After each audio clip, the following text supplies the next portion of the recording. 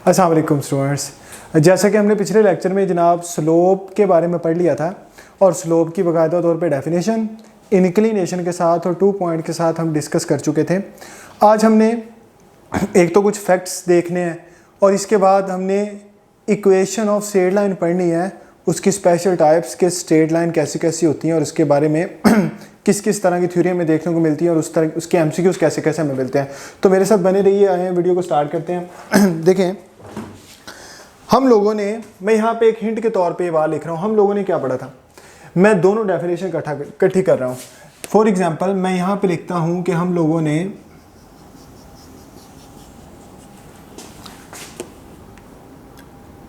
Straight lines पढ़ी थी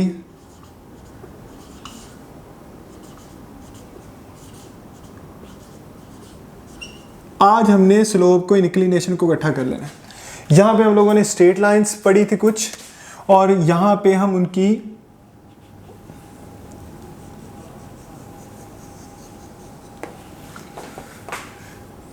figures के बारे में बात कर लेते हैं कि उसकी फिगर कुछ कैसी होंगी जी, किस किस तरह की फिगर्स थी उनकी। और नंबर 3 स्लोप क्या होगी उनकी, उस इक्वेशन की स्लोप क्या होगी m। अगर हम फार्मूला लगा रहे हैं जी tan अल्फा, इंक्लिनेशन वाला फार्मूला लगा रहे हैं, फिर क्या होगा। और अगर हम प्यारे बच्चों स्लोप निकालने के लिए इंक्लिनेशन से मूव नहीं कर रहे बल्कि स्लोप को निकालने के लिए हम ये वाला मेथड यूज करें जो होता है y2 minus y1 over x2 minus x1, तो देखेंगे क्या हमारे रिजल्ट जो हैं वो सेम आते हैं कि नहीं आते। ये हमने दोनों फार्मूले अलबत्ता प्रूव कर लिए थे और इन दोनों को हमने इक्वल रख दिया था क्योंकि दोनों स्लोप से होती हैं। नंबर 1 फॉर एग्जांपल मेरे पास है जनाब हॉरिजॉन्टल लाइन हो जी,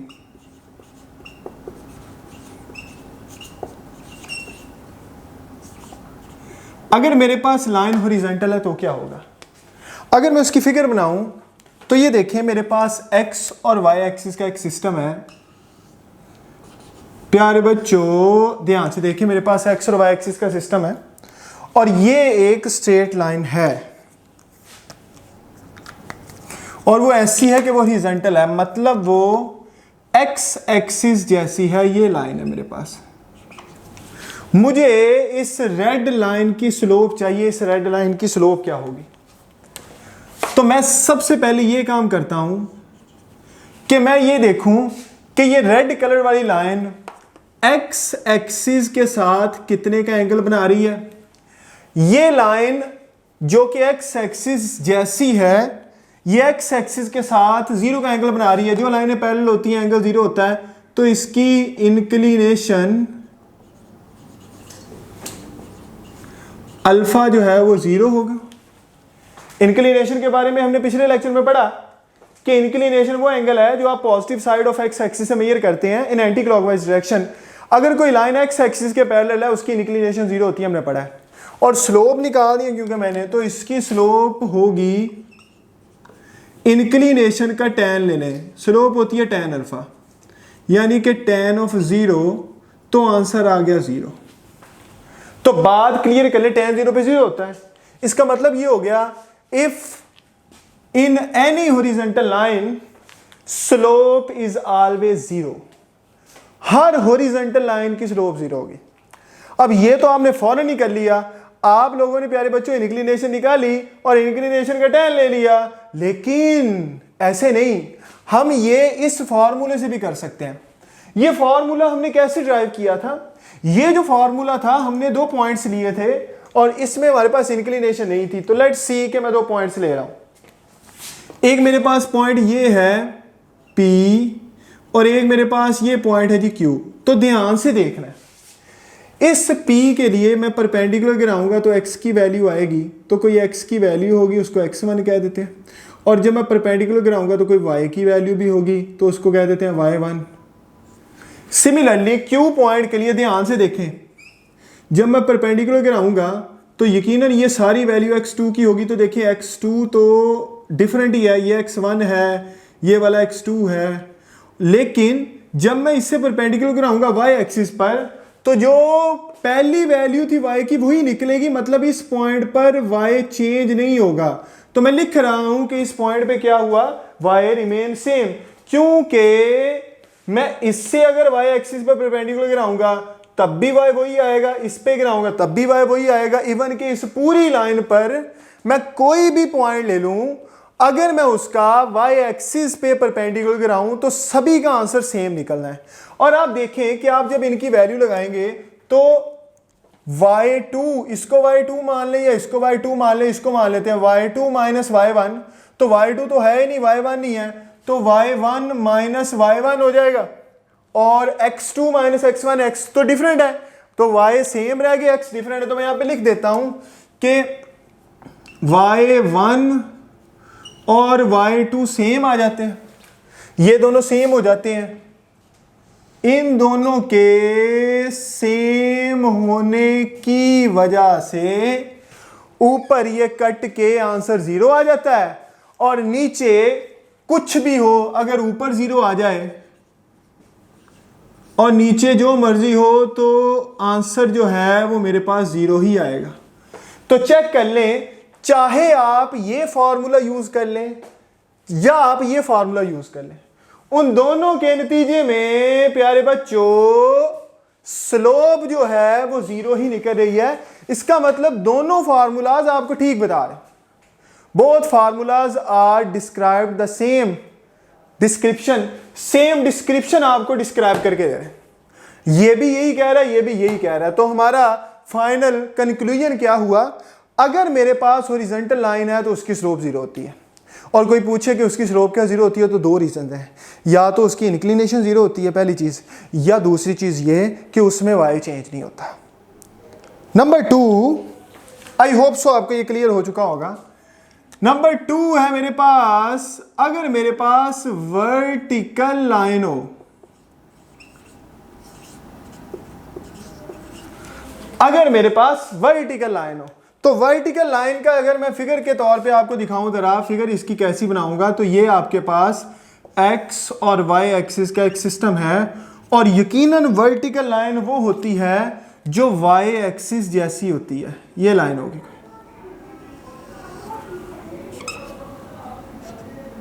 ये लाइन। अगर मैं इसकी इंक्लिनेशन देखूं तो इंक्लिनेशन तो positive side of x axis angle measure का नाम है, इसकी इंक्लिनेशन तो 90 होगी। तो मैं यहां पे लिखता हूं इंक्लिनेशन इसकी 90 है, और मैं जब इसकी स्लोप निकालूंगा बिल्कुल उसी तरीके से, तो स्लोप कहते हैं आप इंक्लिनेशन का tan ले लें, तो tan अल्फा, और अल्फा आपके पास यहां पे 90 है, तो tan 90 पे हो गया अनडिफाइंड। लो जी, तो ये फार्मूला स्लोप का आपको क्या बता रहा है, ओहे ये बता रहा है कि इसकी स्लोप अनडिफाइंड होगी क्योंकि इसकी इंक्लिनेशन 90 है। लेकिन अगर आप लोग इसको इस फॉर्मूले से ऑपरेट करके देखेंगे तो इससे हम रिजल्ट निकालते हैं। तो सोचे जरा कि मेरे पास इसके ऊपर 2 पॉइंट्स हैं, ये मेरे पास पहला पॉइंट है जिसको हम लोग P कह देते हैं।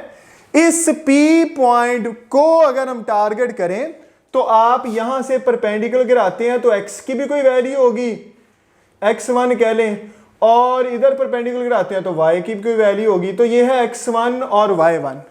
और सिमिलरली अगर आप लोग एक और पॉइंट लें इसके ऊपर, Q पॉइंट लें, तो आप देखेंगे कि जब आप इससे परपेंडिकुलर गिराएंगे तो x की वही वैल्यू आएगी जो आपको P पॉइंट पे मिली है।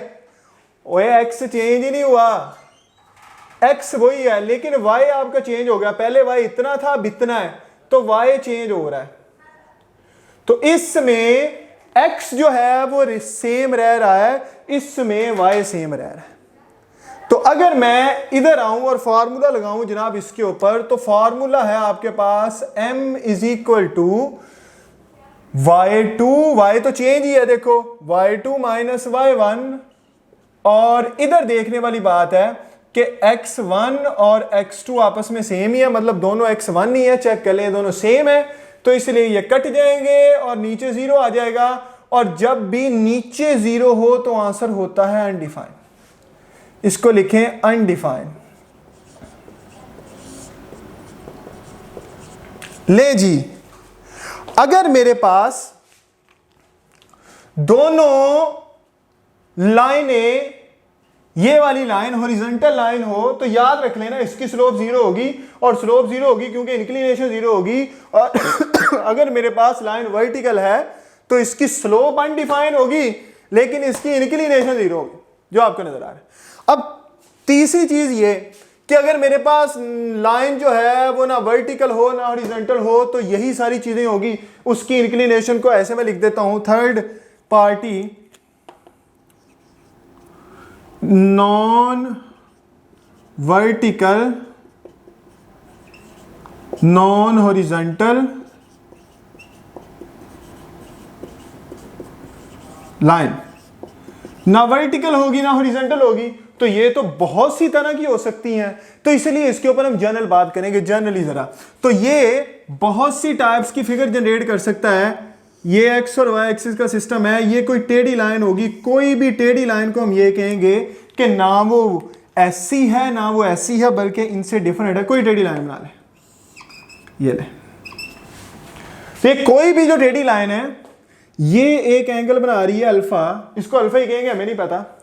तो आप जब इसकी स्लोप निकालेंगे तो इसके लिए वो जो अल्फा है उसका tan ले लेना है, वैसे ही लिख लेना है। जनरली इसके बारे में हम कुछ नहीं कह सकते, और ये लाइन किसी भी तरह की हो सकती है, बस ऐसी नहीं हो सकती और ऐसी नहीं हो सकती। और अगर मैं इसके ऊपर स्लोप का दूसरा फार्मूला लगाऊंगा तो वैसे ही मैं लगा लूंगा जो आपको नजर आ रहा है, y2 minus y1 over x2 minus x1 मैं निकालूंगा। अलबत्ता इसके ऊपर भी कोई से 2 पॉइंट्स आपको गिवन होंगे तो आप फौरन ये काम कर लेंगे। तो ये 3 तरह के केसेस आपकी बुक में डिटेल से डिस्कस किए गए हैं। तो अब आपको ये पता होना चाहिए कि वर्टिकल लाइन क्या होती है, उसकी स्लोप क्या होती है, उसकी इंक्लिनेशन क्या होती है, हॉरिजॉन्टल लाइन क्या होती है, उसकी स्लोप क्या होती है, उसकी इंक्लिनेशन क्या होती है। और अगर कोई लाइन ना वर्टिकल है ना हॉरिजॉन्टल है तो इसका मतलब उसकी स्लोप की वैल्यू भी कुछ आएगी, और वो बहुत सी फिगर्स जनरेट कर सकती है, और उसकी स्लोप निकालने का तरीका भी अलबत्ता आप पढ़ चुके होंगे। अब मेरा आज का आर्टिकल क्या था? मेरा आज का आर्टिकल था, शाबाश देखें, मैं आपको पहले ये समझाता फिर आपको आर्टिकल समझ आना था। मेरा आर्टिकल था जी, इक्वेशन ऑफ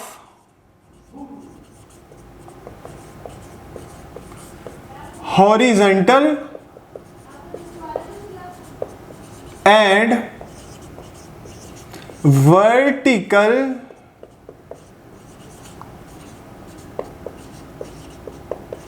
स्ट्रेट लाइंस, ये हमारा आर्टिकल है। ये केस और ये केस बस पढ़ना है। ये आर्टिकल समझने के लिए हमने पीछे वाला सारा काम किया है। अब वो आपको 4.3 में क्लेवर होके बताएगा, वो आपको कहेगा जनाब हॉरिजॉन्टल लाइन की स्लोप निकालें जिस पे पॉइंट ये हो, तो आपने फौरन समझना है कि हॉरिजॉन्टल लाइन है उसकी स्लोप 0 होगी।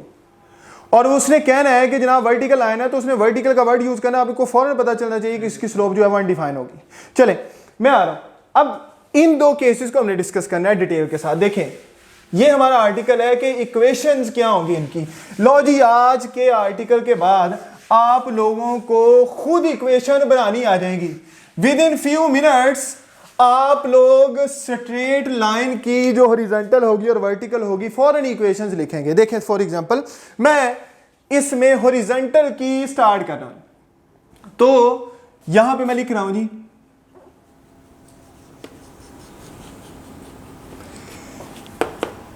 किस तरह से ये आ सकती है। केस 1 लिख रहा हूं जी,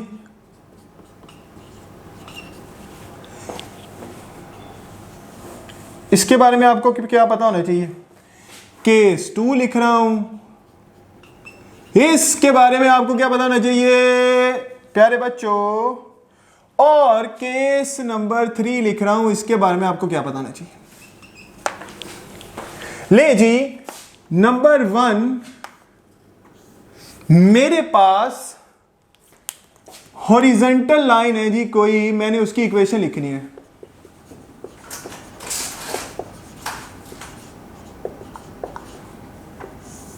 तो ये केसेस डेवलप हो सकते हैं। हॉरिजॉन्टल लाइन जो है ये एक्स और वाई एक्सिस का सिस्टम है, ये देखिए ये एक्स और वाई एक्सिस का सिस्टम है। हॉरिजॉन्टल लाइन एक्स एक्सिस जैसी होती है, तो लाइन ऐसी हो सकती है प्यारे बच्चों, ये वाली लाइन हो सकती है, या ऐसा भी हो सकता है कि ये एक्स और वाई एक्सिस का सिस्टम है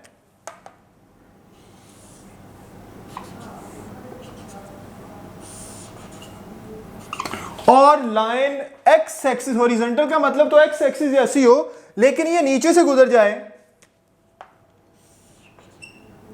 ऐसी भी हो सकती है।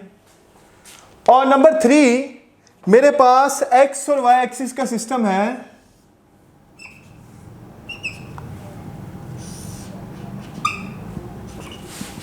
और लाइन जो है आपकी वो रेड कलर वाली लाइन जो है वो पहले ऊपर थी अब नीचे, अब रेड कलर वाली लाइन एक्स एक्सिस पर ही हो गई, एक्स एक्सिस पर ही आ गई। ये 3 तरह के केसेस हम डेवलप कर सकते हैं। अगर मैं इनकी इक्वेशन लिखना चाहूं तो प्यारे बच्चों इनकी इक्वेशन कैसे लिखेंगे, with in a few minute, हम 2 मिनट में इनकी इक्वेशन लिख लेंगे। देखिए मैं आपको लिखनी सिखा रहा हूं। आप लोगों ने जब भी हॉरिजॉन्टल लाइन की इक्वेशन लिखनी है तो आपने सबसे पहले देखना है कि हॉरिजॉन्टल लाइन वो लाइन होती है जो एक्स एक्सिस जैसी हो, तो हॉरिजॉन्टल लाइन कहां से गुजरती है। तो आप रेड कलर वाली लाइन पे फोकस करें, कहां से गुजर रही है। मैं लिख रहा हूं जी इनकी इक्वेशंस, यहां मैं लिख रहा हूं जी इनकी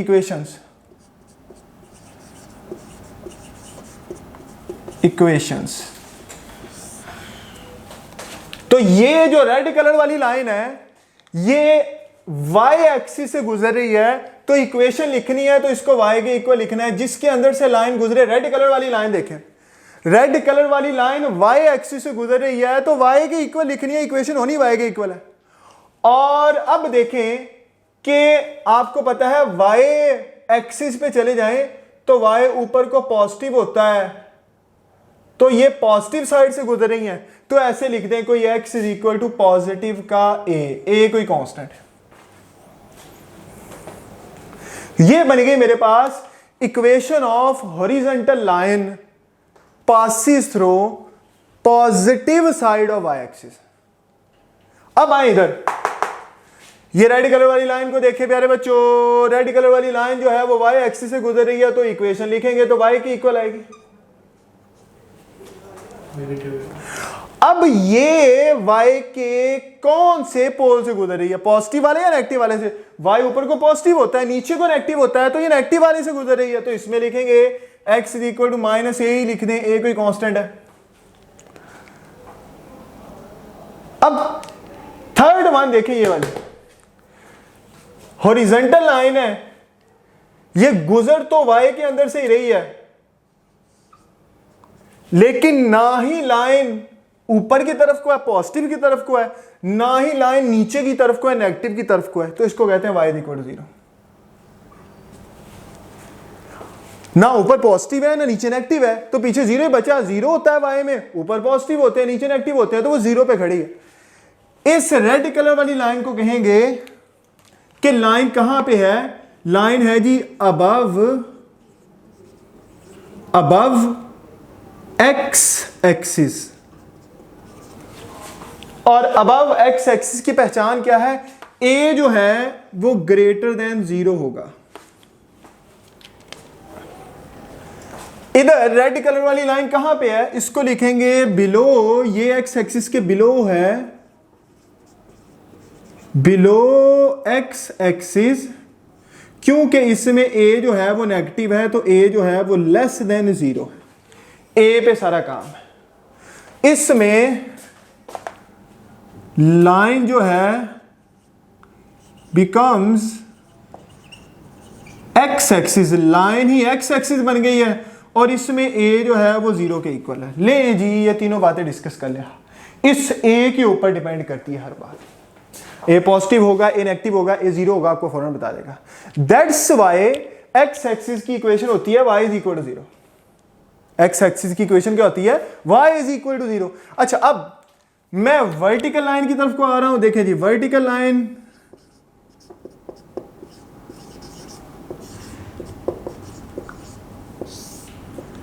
तो मैं वर्टिकल लाइन बनाता हूं जी। वर्टिकल लाइन का केस वन कुछ ऐसे होगा कि ये एक्स और वाई एक्सिस का सिस्टम है प्यारे बच्चों, ये एक्स और वाई एक्सिस के सिस्टम में हमारे पास एक वर्टिकल लाइन है। वर्टिकल लाइन या तो इस तरफ से पास हो सकती है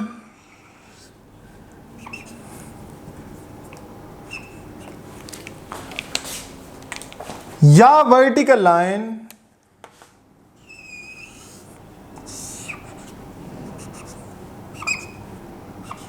दूसरी तरफ से पास आउट हो सकती है।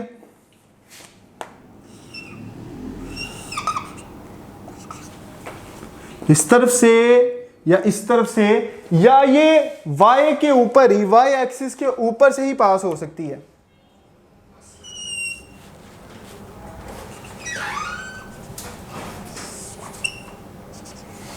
मतलब कि रेड लाइन यही बन गई।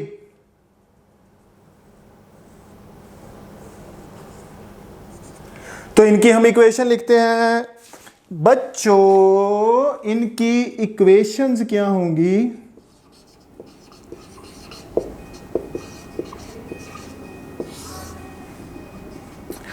इसकी इक्वेशन देखें, रेड कलर वाली लाइन की क्या तरीका मैंने बताया।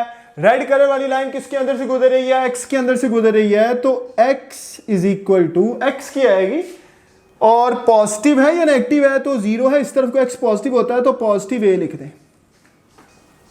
अब इधर आए, ये रेड कलर वाली लाइन कहां से गुजर रही है? रेड कलर वाली लाइन x एक्सिस के अंदर से गुजर रही है तो x इज इक्वल टू, ओए ये पॉजिटिव साइड है कि नेगेटिव साइड है? ये नेगेटिव साइड है तो नेगेटिव है।